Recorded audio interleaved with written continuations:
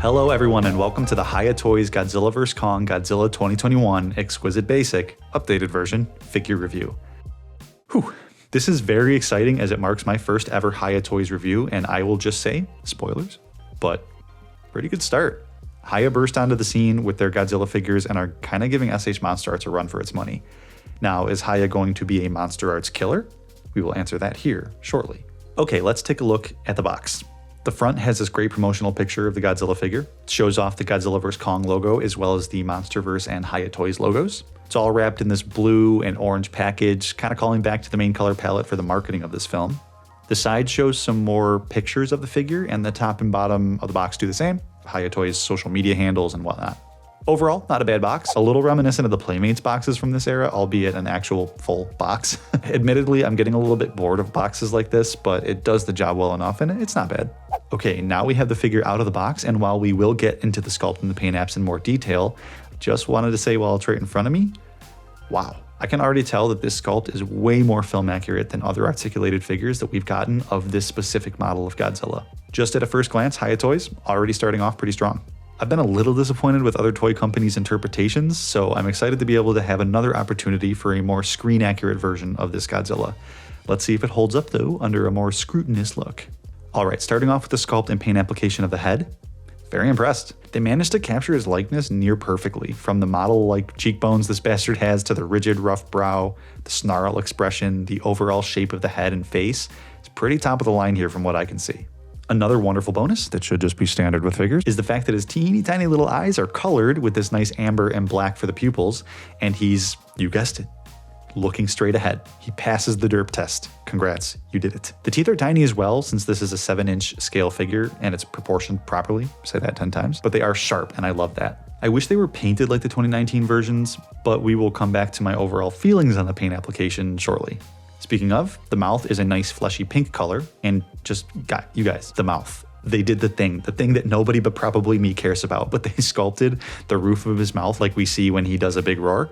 I love this, and I don't know why I love this. Don't shame me. Remember, we don't kink shame here or shame in any other way, but yeah, I'm just so happy. And the tongue looks good here as well and is painted similarly to the rest of the mouth. Next up, the entire torso of this guy is fantastic. I was initially worried the material of Hiya figures was going to feel like a more softer rubber, kind of like the NECA figures, because I've never owned a Hiya figure, but this kind of feels like it's a blend of a harder rubber and whatever material that Monsterarts uses. And it's kind of grown on me also. I actually really like it. Feels good in the hand, kind of creaks a little bit, but I mean, most figures do. And most importantly, it allows for some excellent fidelity of the sculpt. Now the neck is actually a softer rubber, but it works great for posability, which we will talk about soon, and it maintains the fidelity in the sculpt here as well, so that's good. You can see how freaking bonkers they went with the detail, from his like larger back shoulder scales to the tiny little bumps on his like side rib area, and on his lizard booty here, he's also got some bumps. The chest features that classic thick scale pattern that tightens up as we kind of get towards his crotchola. The armor plating on his arms, hands, and legs are lovely, and his feet look about like every other Godzilla 2021 figure's feet.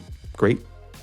Tasty. Anyways, you get the trademarks and legal stuff on the bottom of his tootsies, great armor plating along his tail, and the dorsal spines. You cannot mess this part up.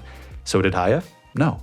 Hiya did not mess this part up. I feel like it's kind of hard to mess them up because they're just so iconic, but they really knocked this out of the park with the deep detailing on the spines that would look incredible with atomic energy running through them, but we will get to that in another video. Now, I'm very happy to give Sculpt a giant Godzilla-sized thumbs up. I can finally look at my shelf and think, yes, an articulated Godzilla figure that looks probably about as screen accurate as we are going to get. The face from all angles, chef's kiss. Hiya, you killed this. Keep up the great work. No notes. And as I mentioned, I will touch on my feelings about the paint application. It's simple, and I like that. I am going to give it a Godzilla-sized thumbs up as well.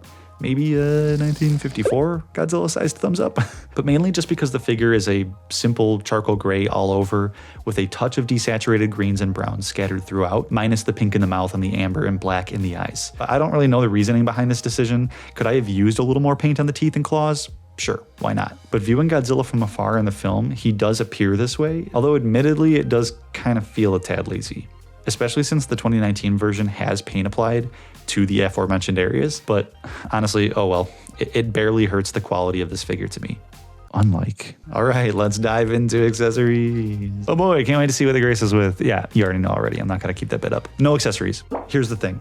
There are now very similar versions of this figure that have accessories, albeit they are simply atomic breath beams, and I wish they could have done something a little bit more creative, but I am reviewing this figure, and this kind of sucks crotch. There are just so many dang options that they could add to this version of Godzilla, and I know the figure is at a roughly $50 price point, which is a huge edge over the competition, but Kong comes with a bunch of hands and an axe at the same price. I just think they could have given us something, you know? Maybe a little hat, something. Moving right along to the articulation, we have a Godzilla that can look up about this much, down about this much, and has a decent range of motion side to side due to the dumbbell ball joint that runs from the base of the neck to the base of the head.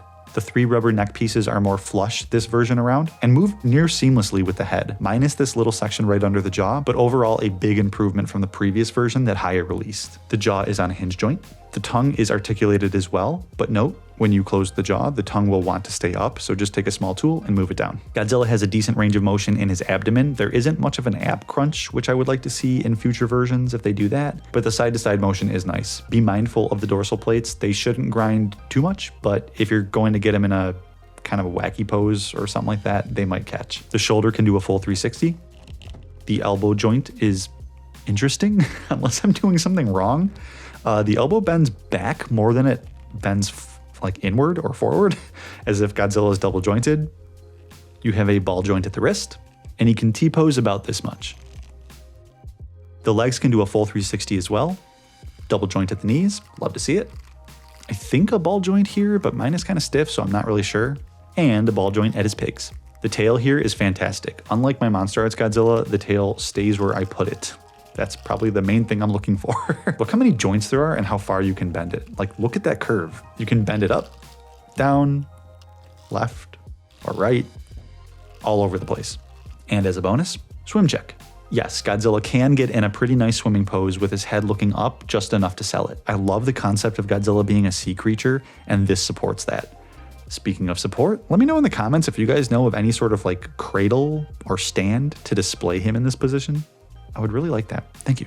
So articulation is also going to get a Godzilla-sized thumbs up. Could it be better? Of course. And I think Hiya knows that, as their new 2017 Kong looks to be an update on their GVK Kong with the butterfly cuts in the shoulders and more cuts in the ankles. So maybe they can do something like that with Godzilla, giving him more range in the abdomen section as well as in the arms. But weirdly enough, guys, while I think Monsterarts has the edge overall in articulation, I think I can get this Hiya Toys Godzilla into more poses that will actually stay put. The joint tolerances are great, at least on my figure, and the overall weight and balance just feels a tad better because this is a heavier figure. All right, so the Hiya Toys GVK Godzilla is going to come in at about 7¼ inches. You can possibly get him to be a little taller in certain positions, like if he were roaring up into the sky, but generally you're looking at about 7¼ inches.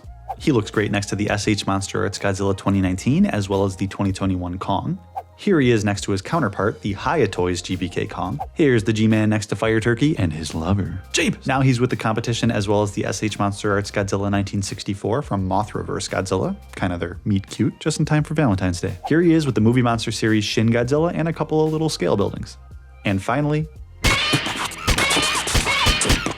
okay, final verdict time. You guys know how we do it on this channel. We rate the figures on 2 separate criteria.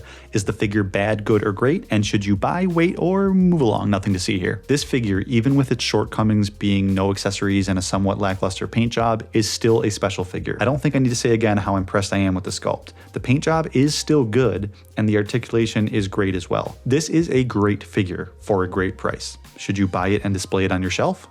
Yes. It's a buy. If you can get it, of course. Hiya Toys sell like hotcakes, and it may be more difficult to get, but it's still possible. Now, if you already have the 2019 version or only have the funds to buy one figure and you'd like accessories, then that's kind of the asterisk. In that case, I would say hold off. Get the one you want because there are now 5, I think, versions of this figure, and some have accessories and are generally at the same price. So is the Hiya Toys Godzilla vs. Kong Godzilla 2021 Exquisite Basic Updated Version figure worthy of your shelf?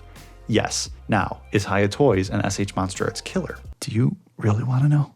In my opinion, no. In fact, it's going to make Monsterarts better. Say it with me, folks. Competition in the space makes everyone better and is overall good for consumers.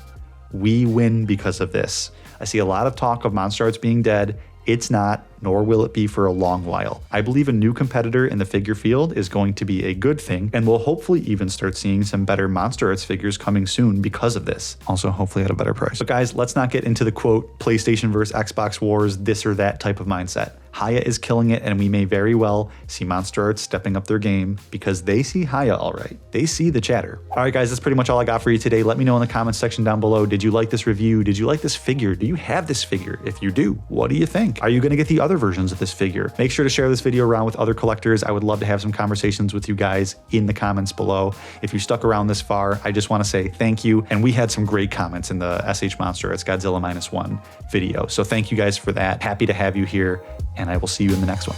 Bye.